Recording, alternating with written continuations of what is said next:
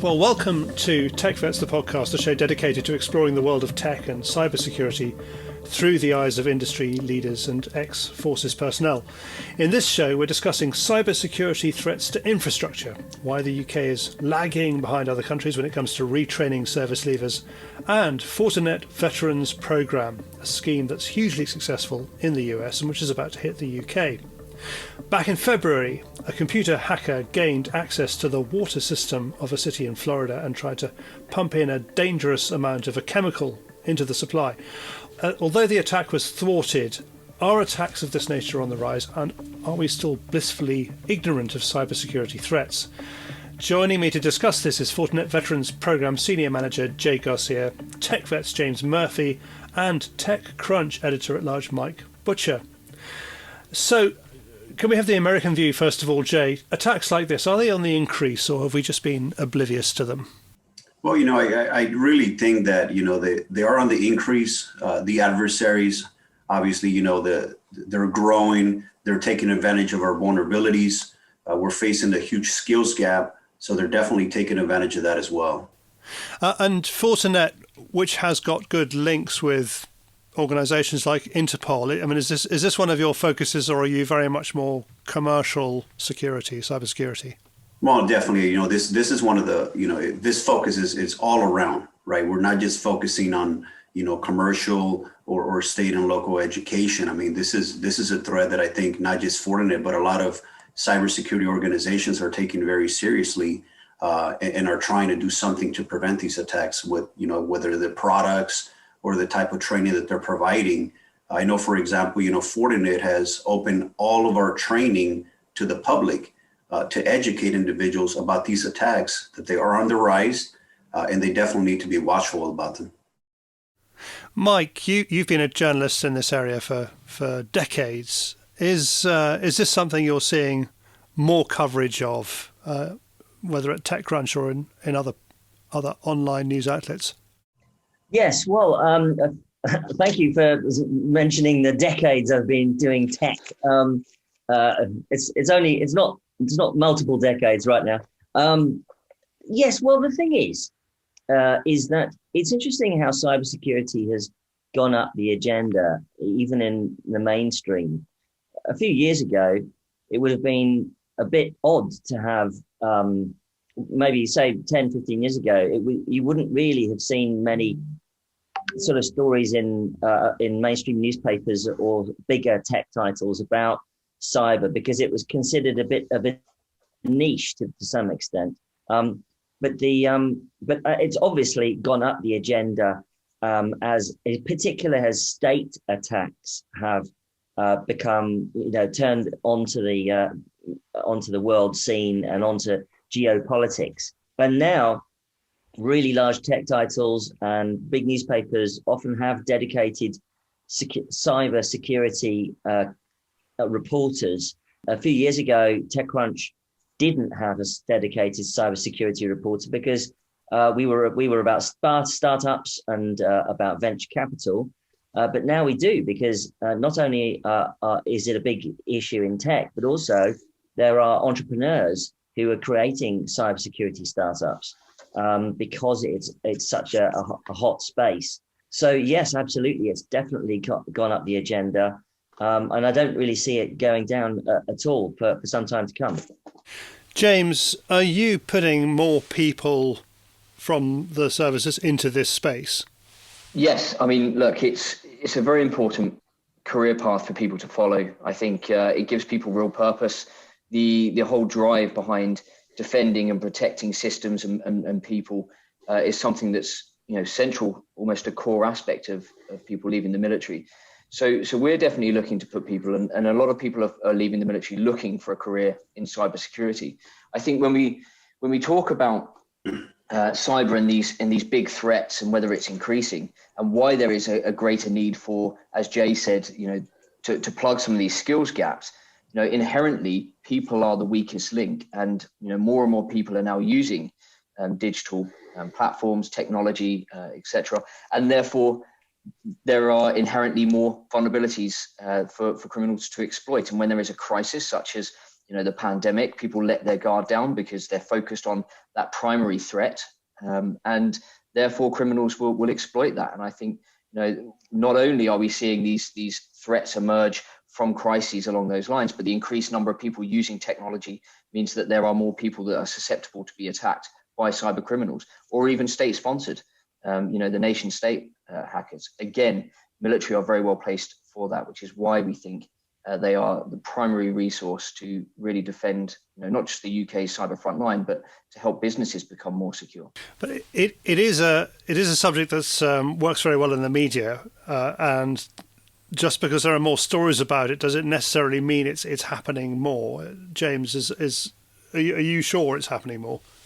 I mean, look, it's a fairly logical sum to make in your head. Look, I mean, there's always going to be a big attack that follows, that's then followed by an increased number of stories that are relevant to that. I mean, that's the way media works. I'm sure Mike will say, there's always a story that leads to other stories because that's the hot topic of the moment.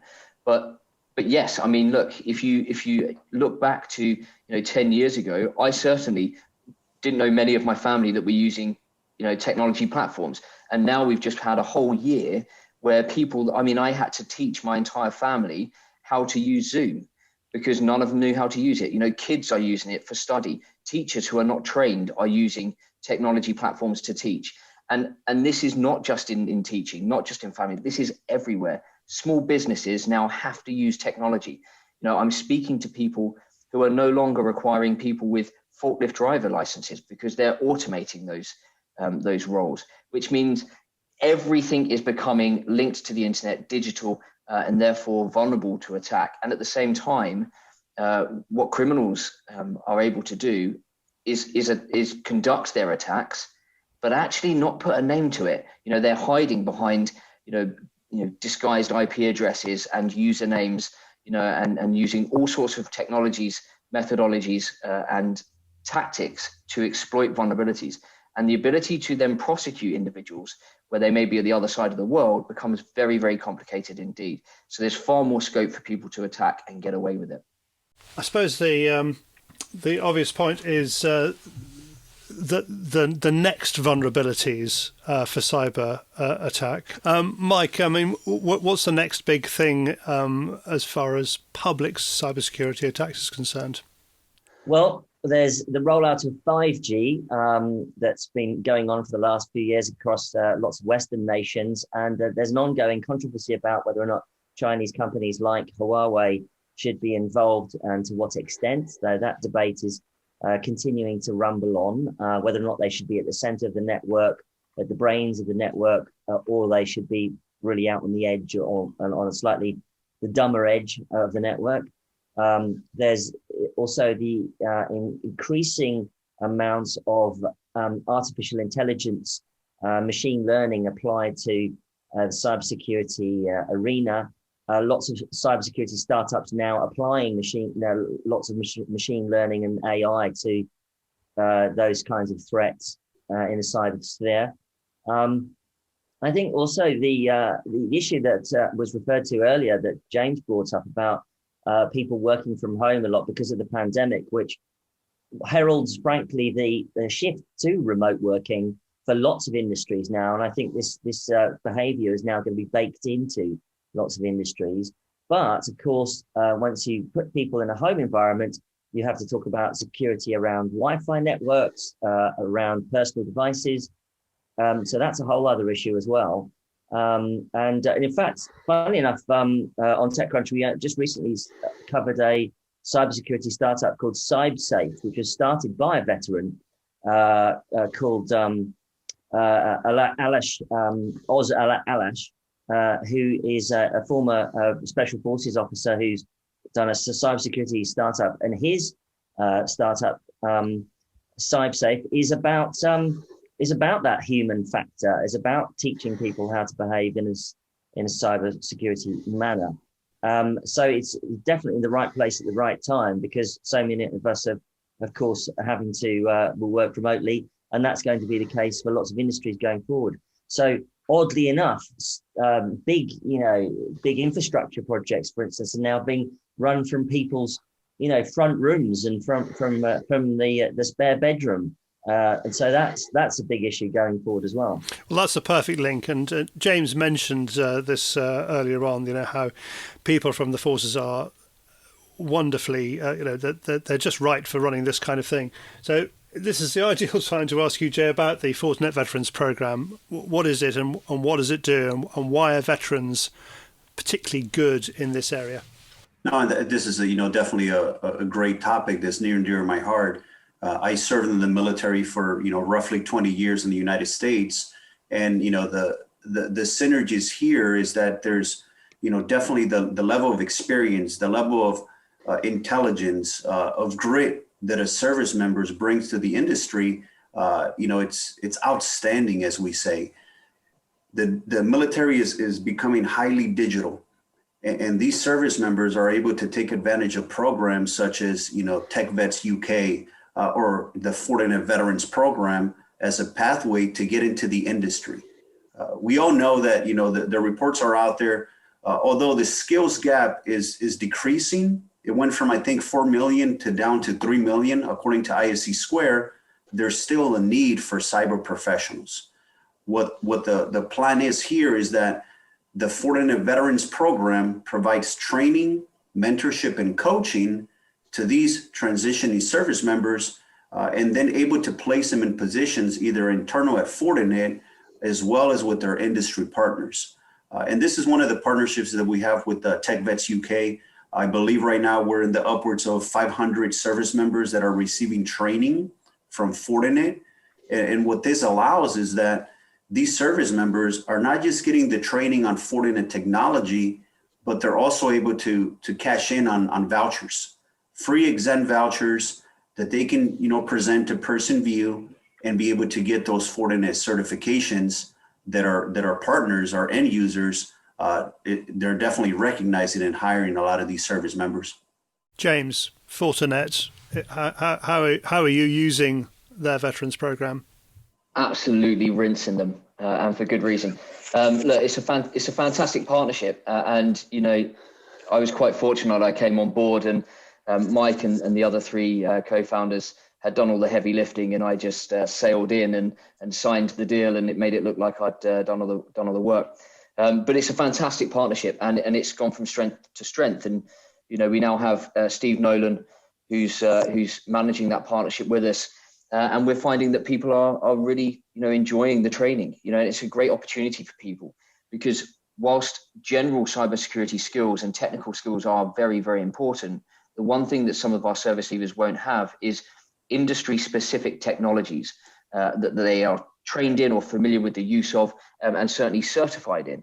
And sometimes that can make the difference, because if you're looking for a candidate and you are using a certain tech stack, certain platforms, and you have someone that comes to you that has all these wonderful soft skills, a foundation in technical skills, but also these wonderful certifications that show that you're already a avid user of that technology, it's a real big win. And it's not just the certifications either, it's the strength in the partnership. I think, being able to showcase the way Fortinet does its business in this regard in such a principled way and for the right reasons, and not because veterans are vulnerable, because like us, they appreciate the skills that veterans bring. So therefore, it's all about enhancing business by bringing this diverse talent into industry. And that's exactly what TechVets is about. Jay, it is a very diverse talent. I picture Fortinet as kind of quite a slick Californian company that doesn't have a great deal culturally to do with the military. How did Fortinet come to see the military and the veterans particularly as a resource? No, that's a great question. So the military as a whole, as I mentioned, right, is very diverse, very technical. And, Fortinet, I think they saw the opportunity back in 2013 when a lot of our partners and business partners were asking for talent. And at that point, the unemployment rate amongst military service members, I believe it was up in the 9-10 percentile. So that's where the synergies came about.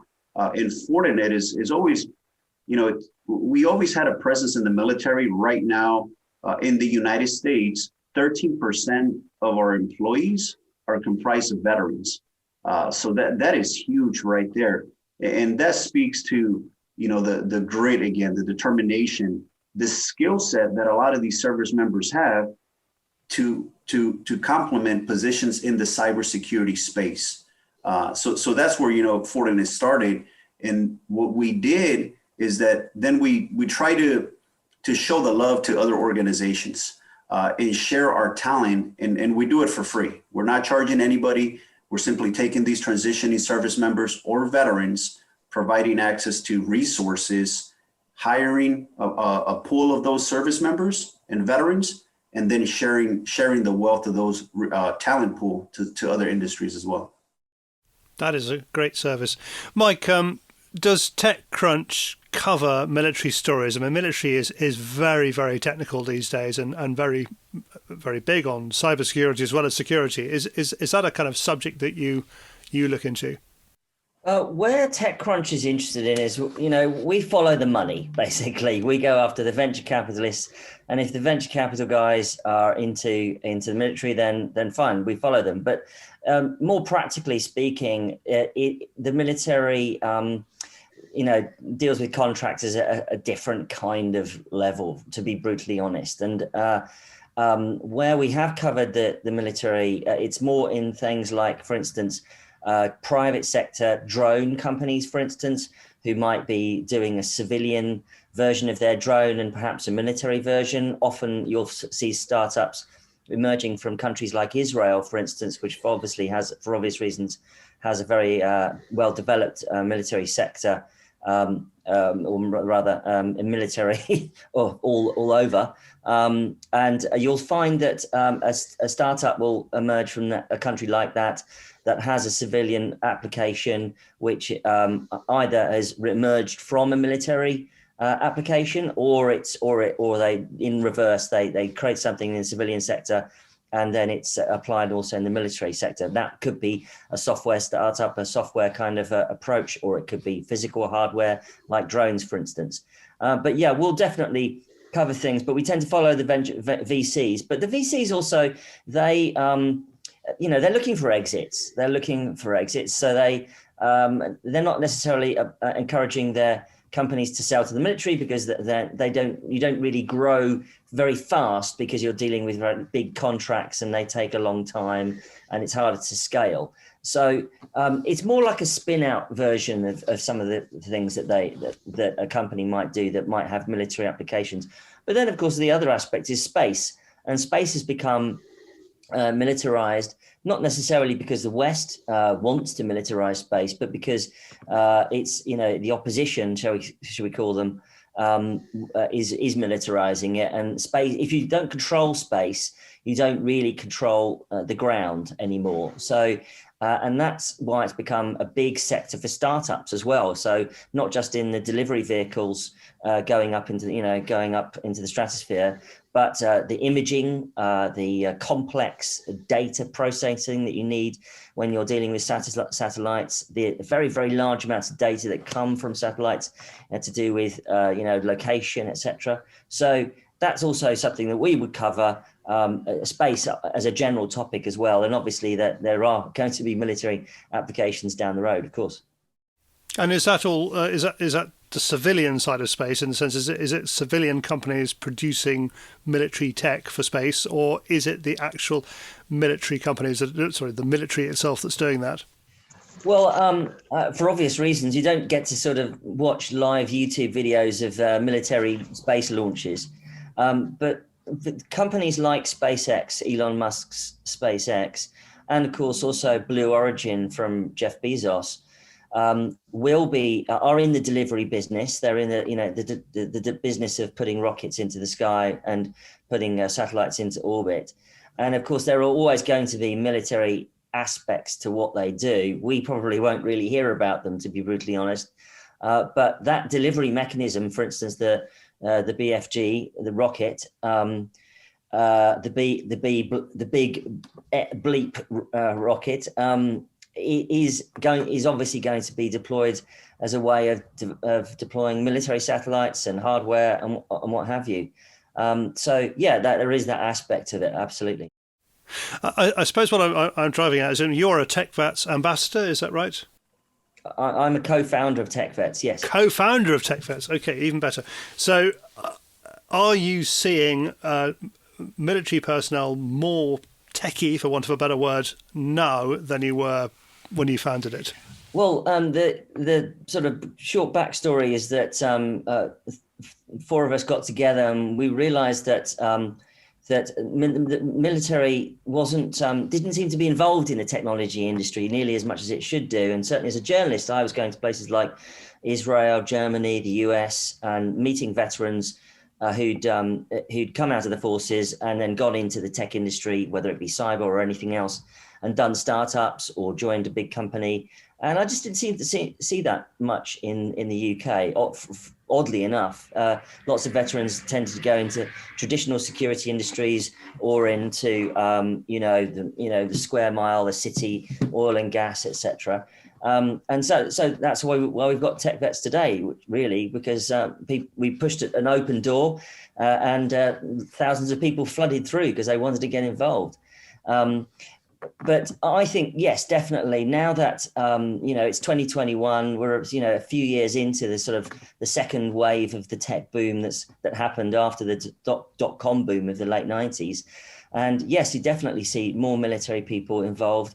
I'd say that people who have come from the technical side of the military, signals, for instance, or perhaps special forces who often have to deal with lots of tech, seem to kind of fall into a lot of tech roles. But the other really fantastic and exciting thing I think that TechVets has uncovered is people who realize that they've got skills which are wholly applicable in the technology industry and in cyber, because they understand people, they have the soft skills, they have the organizational skills.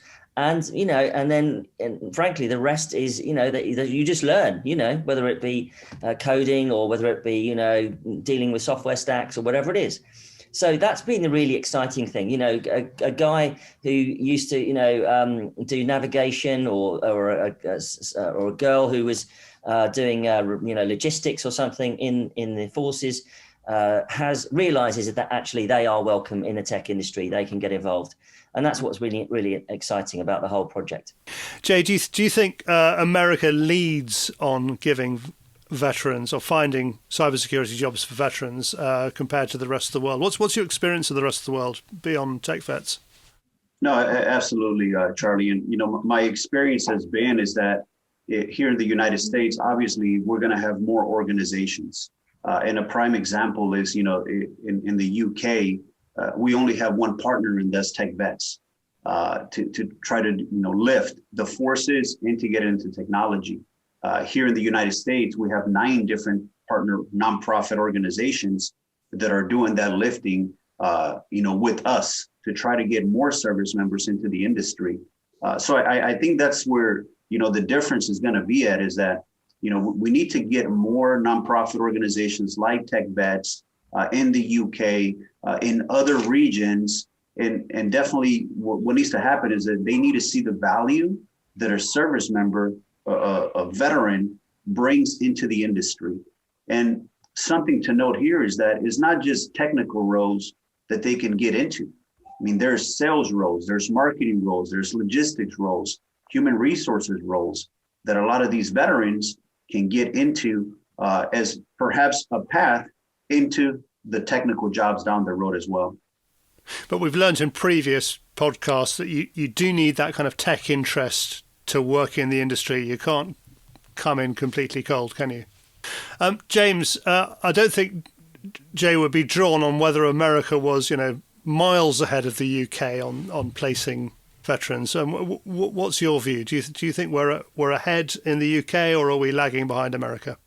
It's probably a very unfair comparison to make, and almost it would create inaccuracies, because first and foremost, TechVets covers the entirety of UK, and we can do that because UK is pretty small.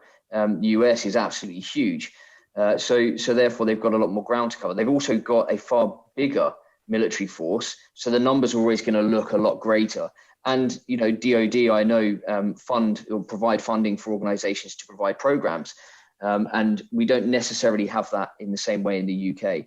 But I think certainly, you know, through experience, I can definitely say that there is an issue with the UK with service leavers coming out of the military and being ill prepared for a career in technology or cybersecurity. And that is primarily because the current support that they have on their resettlement program is based on a very traditional employment model and not one on modern employment. You know, if you want to become a driver, you can do a 5-day course, get a license, and use your soft skills to land a job. If you want to get into cybersecurity, funnily enough, it's not as easy as doing a 5-day course. You've got to really learn how to implement those skills to solve the complex problems that teams are facing around the world. So in order to get that training, it's got to be a little bit of a longer process. And, you know, the people that are coming out need to understand, they need to manage their expectations. You know, you can't just jump straight in and be a super, you know, specialist in cybersecurity. You have to do a bit of learning first if you come into it from afresh. So we're not really providing, I say we, UK are not really setting our service people up for success in this regard. And, you know, thankfully, you know, through the hard work of the 4 co-founders and subsequently the last year that I've been in post as CEO of TechVets, you know, what we have done is built a pathway which supports those veterans and service leavers into cybersecurity and infosec and tech in general in the right way. But we do that because we partner. You know, we don't do all the heavy lifting. We work with fantastic organizations like Fortinet and our other partners. You know, we work with CTP, and, you know, we're now integrated as a program within RFEA, the Forces Employment Charity. So we're looking to work with other organizations to make sure we maximize how much support we can provide and to, you know, increase the amount of people that we provide that support to. But in some regards, it's a bit of a Band-Aid.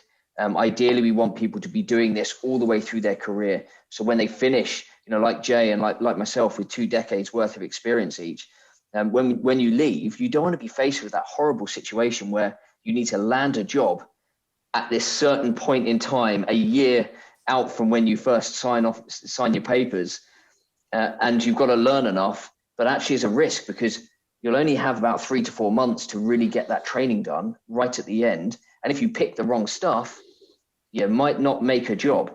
So you're going to play it safe. So it becomes really difficult. It's a very complex and challenging and quite scary pathway for many service leavers, you know, and this is just unfortunate at the time that we're not setting them up for success. I'm scared you're putting them off. So I'm going to ask Jay if you can give me an anecdote, a story about, you don't have to name them, but somebody who has left the American military and moved into a good job with the help of Fortinet Veterans Program. No, definitely. We have a sales engineer actually located here in Southern California that before exiting the Marine Corps, in this case, he utilized the Veterans Program. He was able to get the training. He was able to get access to mentors. And we introduced him to the hiring manager for a position here in Southern California.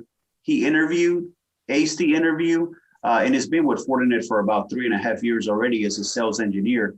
You know, this individual, retired service member from the Marine Corps, 22 years of experience, high in the ranks, and he was still able to utilize such a service. And this is something that, you know, I'm not sure if James over in the UK, I think the recipe here is educating them early enough so that they can prepare for that transition. Early enough, not at the last 3 months before they leave the military, not after they leave the military. We want to make sure that we're speaking with these service members while they're still in the military so that they can prepare, whether it's finances, prepare, you know, the location that they want to retire and move to relocate after they leave the service, as well as learn about the various nonprofit organizations that can help them get there. We cannot do it alone. Yeah, no, absolutely. Our veterans program. Yeah, this is something that we're really, I think we're really nailing. You know, our community is our unique selling point, and that's because, you know, an individual can jump into that massive pool of people that also includes a load of veterans who are already out in industries as professionals in cyber or tech, and they can get absolutely 100% free advice, proper advice from people who have walked the walk and can talk the talk. And, even asking those simple questions, what do you call your boss and what do you wear to work, all the way through to commuter costs and benefits packages, and then they're talking about, certain skill sets that are required within certain roles, cultures within organizations, and all of that sort of background stuff really sets them up to then be more confident when they start learning the technical skills. James, can you give me an example of somebody in the UK who has done that, US Marine, what he did, so 22 years of experience and goes into sales engineer job, not from a standing start, but how would a UK version sound? Well, we've had loads recently, and in fact, just earlier this afternoon, on our celebrations channel, we had a young man who has readying to leave the military, has spent ages trying to upskill, really unsure of what he wanted to do, but used TechVets to use the Veteran Digital Cyber Academy, managed to get access to a load of other resources that we have available, who's then gone on and landed a role as a cybersecurity analyst with a company and had 3 offers on the table and selected the most ideal one for him. And having 3 options when you start that journey panicking, just because he had that community support, but had that standard grit and determination to do all the learning, to really push himself in the right way. And it's great to see that sort of success. But we're seeing people from all ranks going into all sorts of different roles, from sales engineers to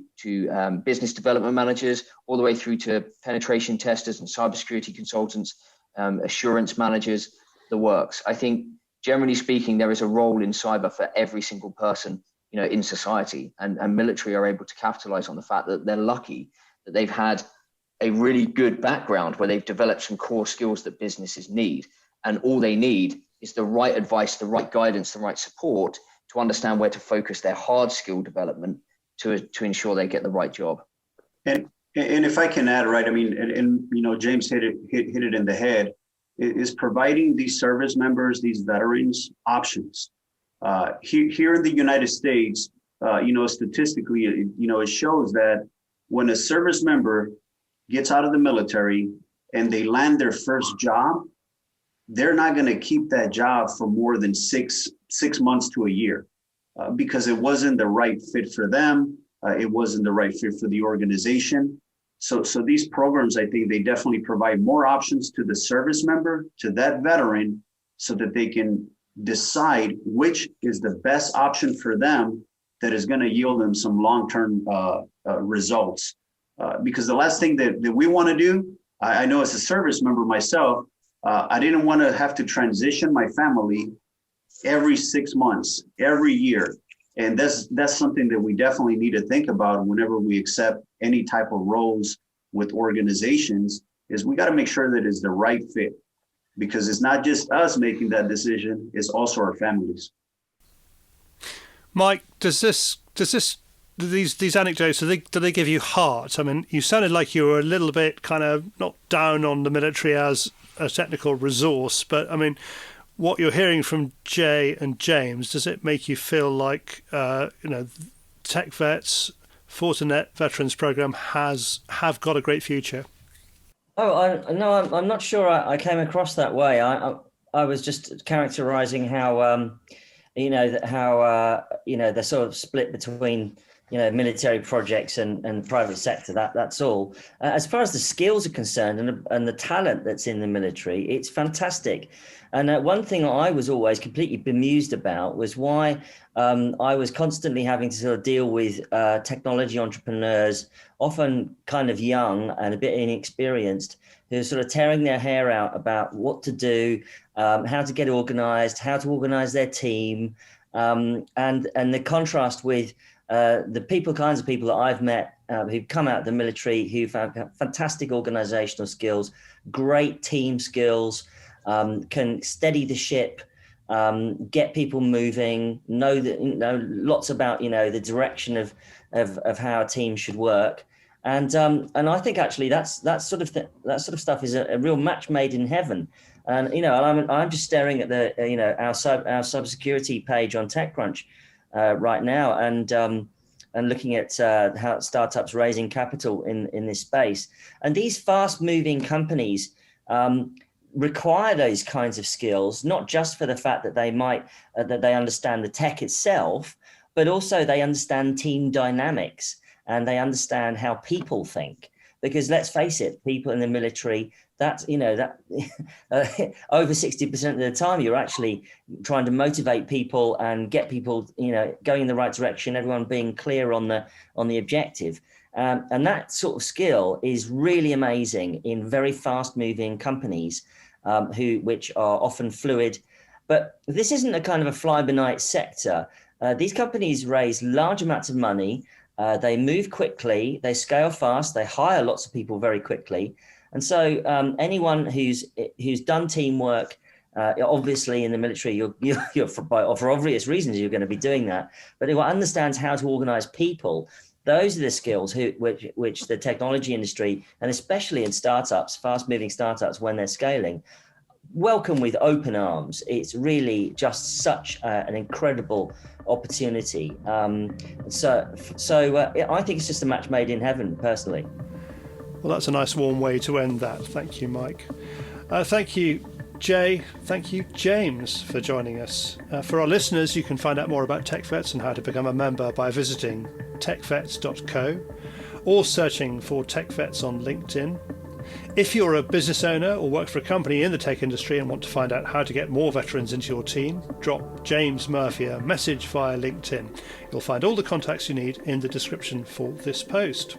We'll be back in April with our next TechVets podcast. Thanks for joining us.